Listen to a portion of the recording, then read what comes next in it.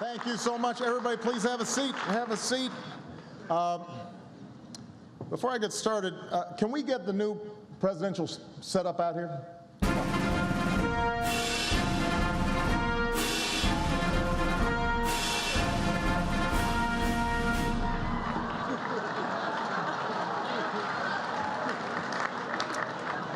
It's worked before. That's more like it. It is great to be back. What a year, huh? I usually start these dinners with a few self-deprecating jokes. After my stellar 2013, what could I possibly talk about?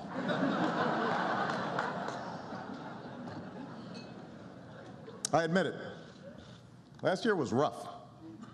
Sheesh. At one point, things got so bad, the 47% called Mitt Romney to apologize.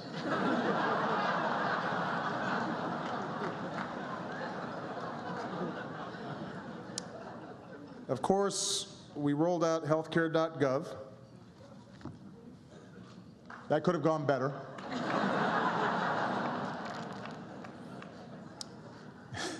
In 2008, my slogan was, "Yes, we can." In 2013, my slogan was, "Control, Alt, Delete."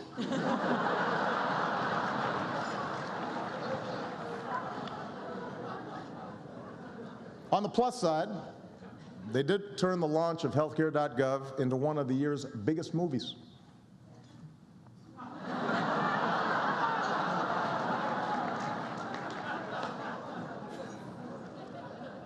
But rather than dwell on the past, I would like to pivot to this dinner. Let's welcome our headliner this evening, Joel McHale.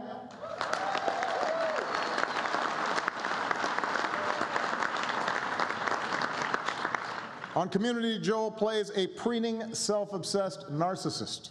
So this dinner must be a real change of pace for you.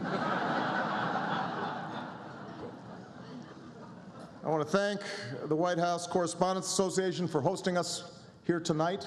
I am happy to be here, even though I am a little jet-lagged from my trip to Malaysia. The lengths we have to go to get CNN coverage these days.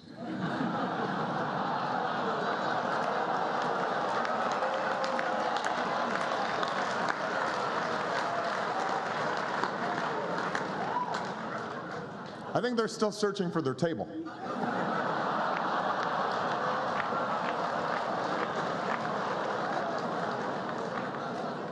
MSNBC is here.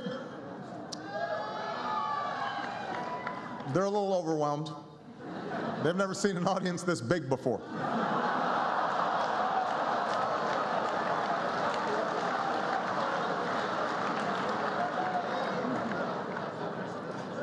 But look, everybody is trying to keep up with this incredibly fast-changing media landscape.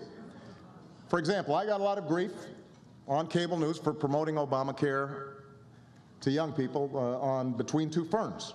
But that's what young people like to watch. And to be fair, I am not the first person on television between two potted plants.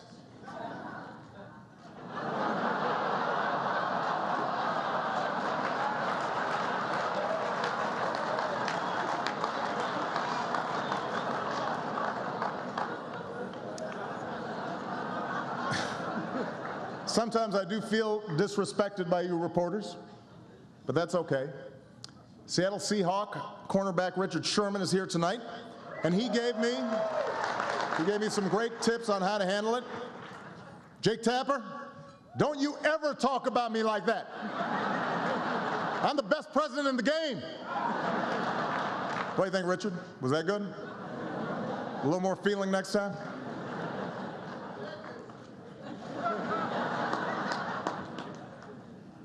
While we're talking sports, just last month, a wonderful story. An American won the Boston Marathon for the first time in 30 years.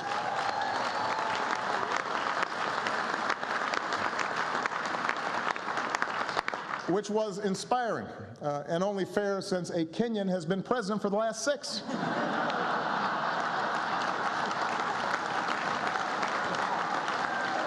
had to even things out.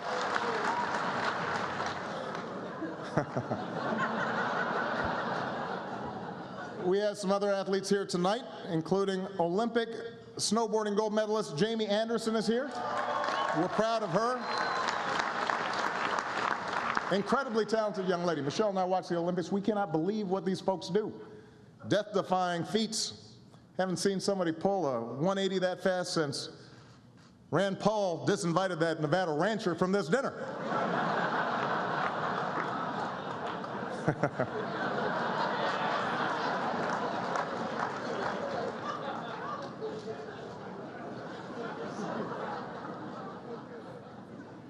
As a general rule, things don't end well if the sentence starts, "Let me tell you something I know about the Negro." You don't really need to hear the rest of it.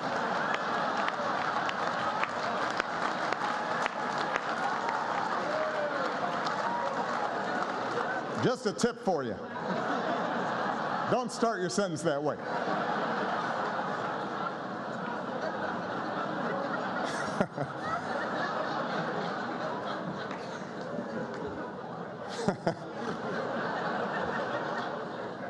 Speaking of Rand Paul, Colorado legalized marijuana this year. An interesting social experiment. I do hope it doesn't lead to a whole lot of paranoid people who think that the federal government's out to get them and listening to their phone calls. That would be a problem. And speaking of conservative heroes, the Koch brothers bought a table here tonight, but as usual, they used a shadowy right-wing organization as a front.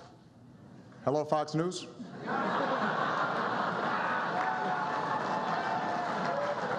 I'm just kidding.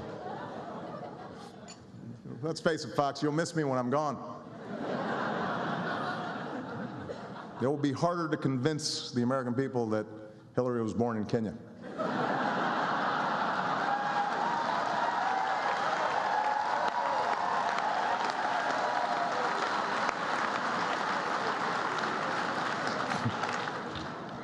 A lot of us really are concerned about the way big money is influencing our politics. I remember when a super PAC was just me buying Marlboro 100s instead of regulars.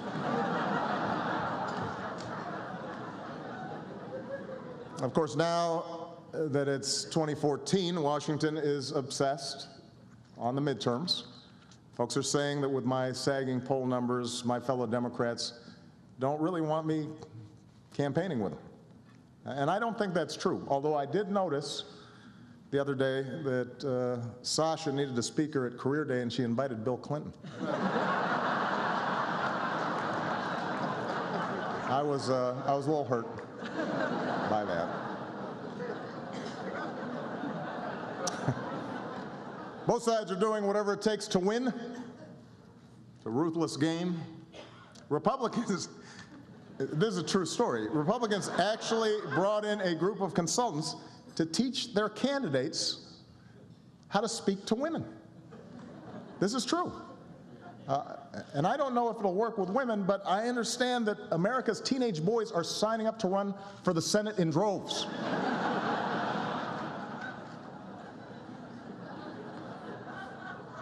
Anyway, while you guys focus on the horse race, I'm going to do what I do. I'm going to be focused on everyday Americans. Just yesterday, I read a heartbreaking letter. You know, I get letters from folks around the country every day. I get 10 that I read. This one got to me. A Virginia man who's been stuck in the same part-time job for years, no respect from his boss, no chance to get ahead. I really wish Eric Cantor would stop writing me.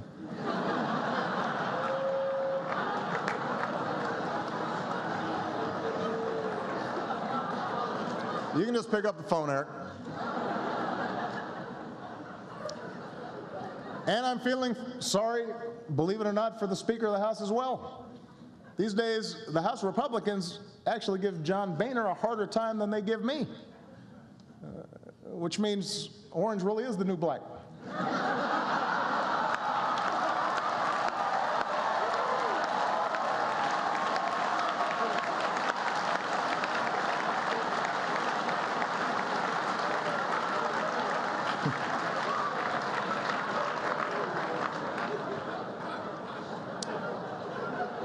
But I have not given up the idea of working with Congress. In fact, 2 weeks ago, Senator Ted Cruz and I, we got a bill done together. And I have to say the signing ceremony was something special. Got a picture of it, I think.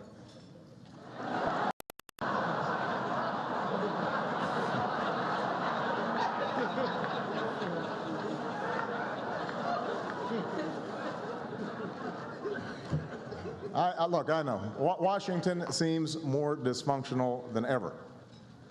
Gridlock has gotten so bad in this town, you have to wonder, what do we do to piss off Chris Christie so bad?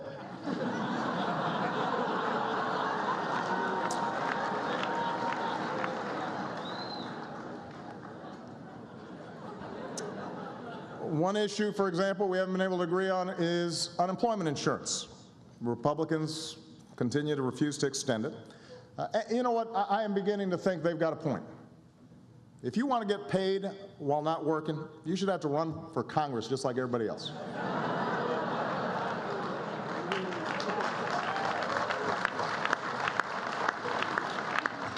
Of course, there is one thing that keeps Republicans busy.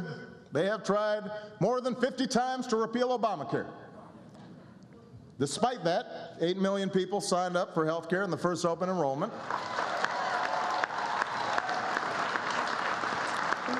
Which does lead one to ask, how well does Obamacare have to work before you don't want to repeal it? What if everybody's cholesterol drops to 120? What if your yearly checkup came with tickets to a Clippers game? Not the old Don Sterling Clippers, the new Oprah Clippers. Would that be good enough? What if it gave Mitch McConnell a pulse? What is it going to take?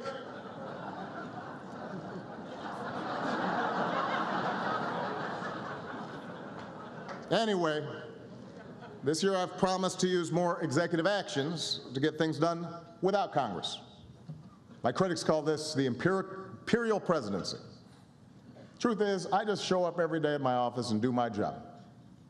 Got a picture of this, I think.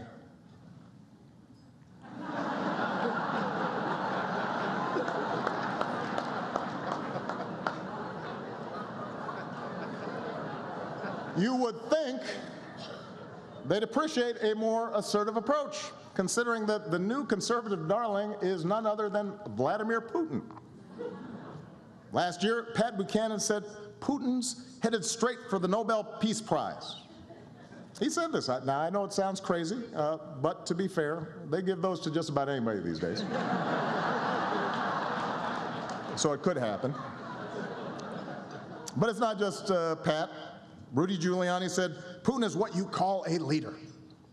Mike Huckabee and Sean Hannity keep talking about his bare chest, which is kind of weird.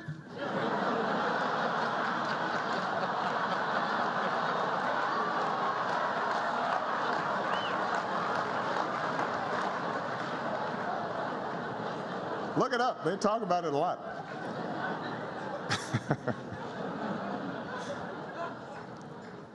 It is strange to think that I have just 2.5 years left in this office. Everywhere I look, there are reminders that I only hold this job temporarily.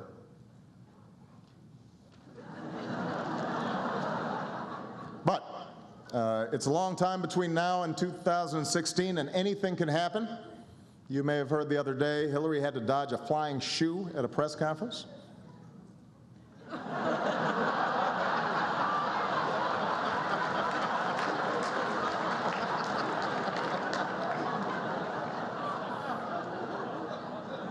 I love that picture.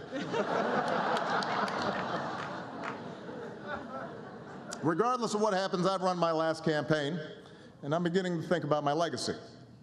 Some of you know Mayor Rahm Emanuel recently announced he's naming a high school after me in Chicago, which is extremely humbling. I was even more flattered to hear Rick Perry, who's here tonight, is doing the same thing in Texas. Take a look. Thank you, Rick. It means a lot to me.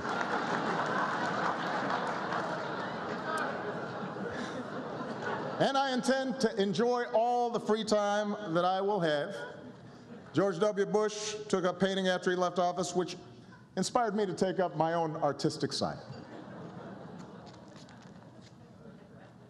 I'm sure we've got a shot of this. Maybe not. The joke doesn't work without the slide. Oh well, assume that it was funny.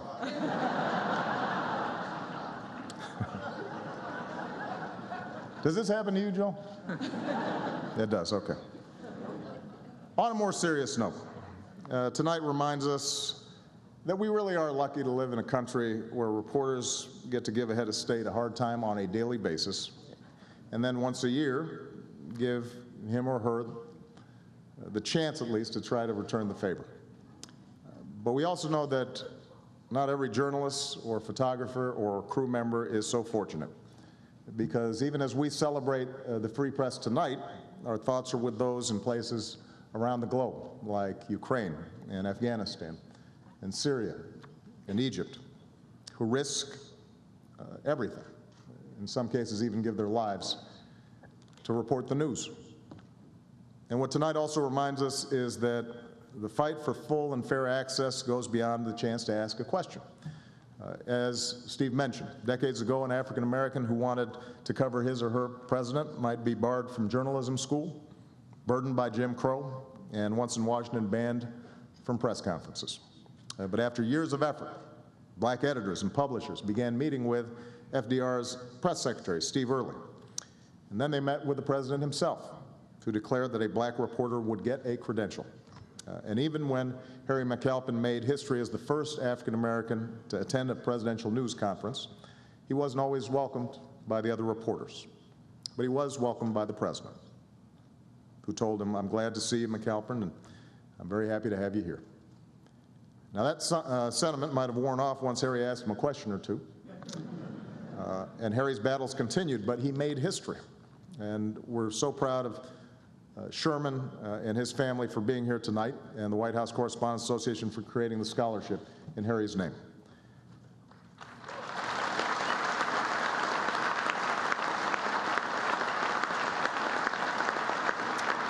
For over 100 years, even as the White House Correspondents Association has told the story of America's progress, you've lived it too, gradually allowing equal access to women, minorities, and gays, and Americans with disabilities.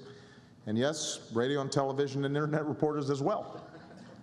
And through it all, you've helped make sure that even as societies change, our fundamental commitment to the interaction between those who govern and those who ask questions doesn't change. And as Jay will attest, it's a legacy you carry on enthusiastically every single day.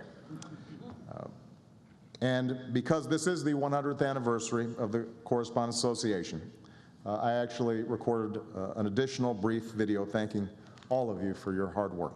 Can we run the video? Congratulations.